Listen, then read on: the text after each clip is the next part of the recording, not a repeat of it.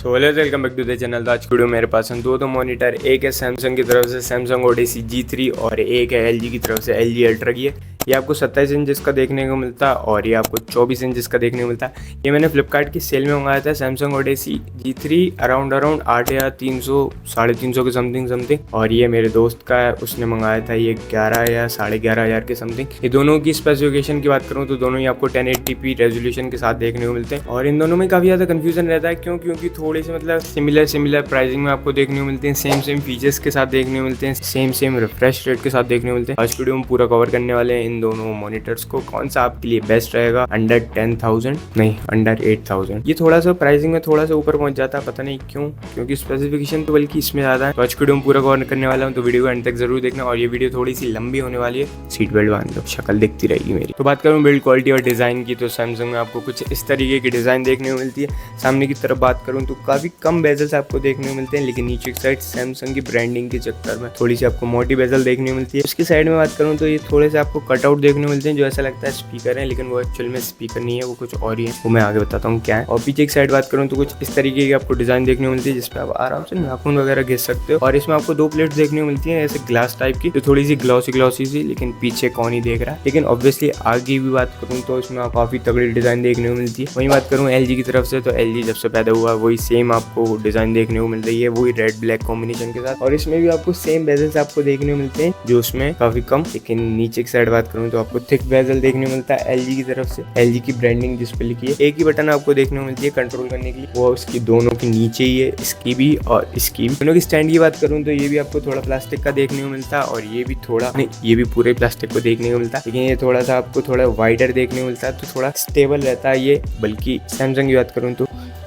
ये थोड़ा स्टेबल नहीं है, क्योंकि इसका थोड़ा सा ये कमज़ोर है, थोड़ी सी वॉवल कर जाती है स्क्रीन कभी कभी जब पंखा चलता है। तो जनरल स्पेसिफिकेशन की बात करूं तो सबसे पहले सैमसंग ओडेसी G3 की बात करते हैं, तो इसमें आपको 1080p डिस्प्ले के साथ 180 हर्ट्ज की रिफ्रेश रेट और 1 मिली सेकंड का रिस्पॉन्स टाइम आपको देखने को मिलता है। इसमें आपको AMD FreeSync सपोर्ट भी देखने को मिलता है। इसका मतलब अगर आपका कोई सा गेम 3 मतलब 400 FPS पे चल रहा है तो 180 हर्ट्ज का है, तो 180 हर्ट्ज पे ही चलेगा, वहाँ पे मतलब एक तरीके से स्टक हो जाता है। तो काफ़ी कॉन्स्टेंट स्मूथ परफॉर्मेंस आपको देखने को मिलती है, तो ये होता है फ़ायदा भी नहीं, नुकसान भी कहूँगा मैं एक तरीके से। और वहीं बात करूँ LG अल्ट्रा गियर की, तो इसमें आपको 165 हर्ट्ज की रिफ्रेश रेट के साथ 5 मिली सेकंड का रिस्पॉन्स टाइम देखने को मिलता है, जो कि मतलब एक तरीके से अब ज़्यादा हो गया। जिस टाइम पे आता था, मतलब जिस टाइम पे क्या अभी भी आता तो थोड़ा तेज लगता था, लेकिन ये 1 मिली सेकंड का रिस्पॉन्स टाइम, तो ये थोड़ा सा गेमिंग में फ़र्क दिखता है। मैं गेमिंग करके भी दिखाऊंगा तो आप समझ जाओगे कितना ज़्यादा फ़र्क आपको देखने को मिल रहा है। और वहीं बात करूँ उसमें भी आपको AMD FreeSync का सपोर्ट देखने को मिलता है, लेकिन इसमें आपको एडजस्टमेंट कम देखने को मिलती है। मतलब एक तरीके से आप इसको ऐसा कर सकते हो, ऐसा नहीं कर सकते, सिर्फ ऐसा कर सकते हो और फिर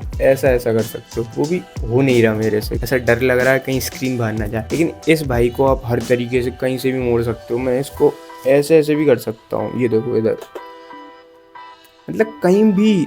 मैं कह रहा हूँ सैमसंग ही लेना, कैसे भी कर सकते हो इसको, ऊपर नीचे सीधा टेढ़ा, मतलब जिस तरीके से आप कर सकते हो वैसे कर सकते हो। ये मेरे को इसकी सबसे तगड़ी चीज़ लगती है। मतलब अगर मेरे को इतना भी रखना है ना तो वो इतने पे स्टेबल रहेगा, पर मेरे को इतना भी रखना है, ये पूरा ऐसे ज़मीन पर रखा हो चुका है, तो भी वो काफ़ी ज़्यादा कूल लगता है। तो बात करूँ गेमिंग परफॉर्मेंस की, तो फाइनल विनर पहले ही बता दूँ, क्योंकि इसमें 180 हर्ट्ज की डिस्प्ले आपको देखने मिलती है, साथ ही साथ में 1 मिली सेकंड का रिस्पॉन्स टाइम, और वहीं इसमें 165 हर्ट्ज की और 5 मिली सेकंड का रिस्पॉन्स टाइम। कोई स्पोर्ट्स गेम अगर खेलना है जैसे वैलोरेंट वगैरह, या फिर मल्टीप्लेयर गेम जो खेलने क्योंकि जिसमें हायर रिफ्रेश रेट की ज़रूरत रहती है, तो ऑब्वियसली सैमसंग विनर है, क्योंकि इसमें आपको 180 हर्ट्ज की डिस्प्ले देखने मिलती है, साथ ही साथ में 1 मिली सेकंड का रिस्पॉन्स टाइम। तो गेमिंग में काफ़ी ज़्यादा स्मूथ, एक तरीके से जो ब्लर मोशन भी रहते हैं ना, वो भी कैसे दिखते, मतलब खत्म है चीज़, तगड़ा है यार। तो वहीं बात करूँ स्टोरी गेम्स की, तो मेरे ख्याल से दोनों ही एक तरीके से अपनी अपनी जगह पे सही है, क्योंकि ये 27 इंच का डिस्प्ले देखने को मिलती है, लेकिन ये 1080p डिस्प्ले है। मेरा मानना है कि अगर थोड़ी सी डिस्प्ले अगर बड़ी ले रहे हो ना, तो रेजोल्यूशन भी उसके हिसाब से अकॉर्डिंग लेना चाहिए।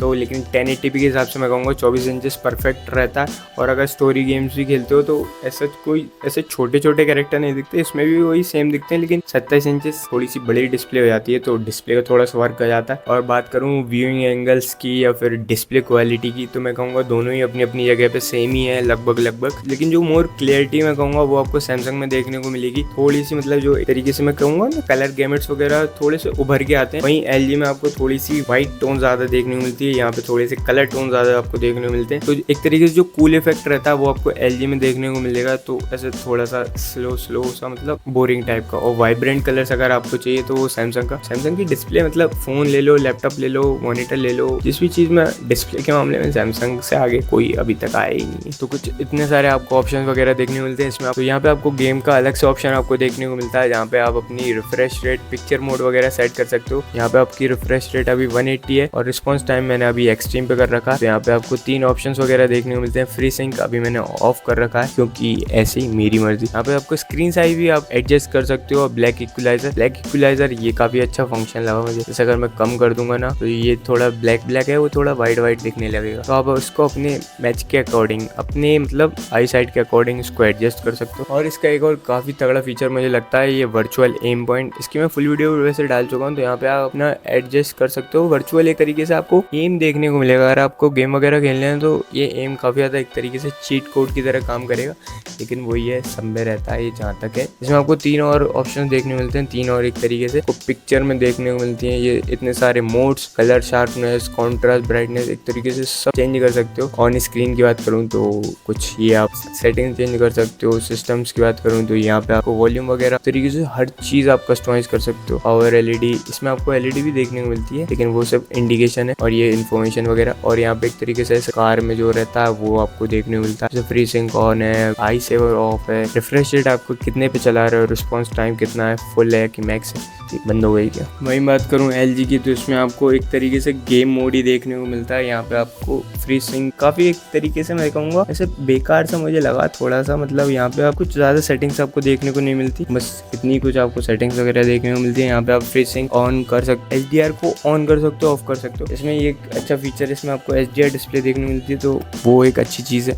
पोर्ट्स की बात करूँ तो दोनों में आपको सेम पोर्ट्स देखने को मिलते हैं। दोनों में आपको HDMI और DP पोर्ट देखने को मिलता है। तो दोनों को आप एक तरीके से कंसोल PS5 में कनेक्ट कर सकते हो और खेल सकते हो। तो पोर्ट्स में ज़्यादा एक तरीके से डिफरेंस नहीं है इन दोनों के बीच में। तो फाइनल कंक्लूजन की बात करूँ, एक तरीके से मैं पूरी वीडियो को समराइज करूँ, अगर आपको मतलब गेमिंग वगैरह सेगमेंट में जाना तो आपको सैमसंग लेना चाहिए। अगर आपको थोड़ा सा एडजस्टेबिलिटी मतलब अपने आई साइड के अकॉर्डिंग अगर किसी मॉनिटर को एडजस्ट करना है तो आपको सैमसंग की तरफ जाना चाहिए। अगर आपको एक अच्छी डिस्प्ले चाहिए जो कि मतलब 10,000 के अंदर आए तब भी आपको सैमसंग की तरफ जाना चाहिए। और अगर आपका बजट कम है तो भी मैं कहूँगा सैमसंग की तरफ जाना चाहिए। अगर आप थोड़ी सी भी इच्छा है मॉनिटर लेने की तो आपको सैमसंग की तरफ जाना चाहिए। एक और चीज़ दिखाता हूँ मैं, देखो मैं बताता हूँ ना, अभी इजीली एडजस्ट हो रहा है कहीं से भी ऐसे, मतलब इधर उधर कैसे भी कर सकते हो, ऐसे ऐसे ऐसे। और ये दूसरे पराये मॉनिटर की बात करूँ तो ये थोड़ा सा सिर्फ ऐसे ही से अच्छा होता है, लेकिन अगर ऐसे करने जाओगे ना तो चट्टे आवाज़ आती है।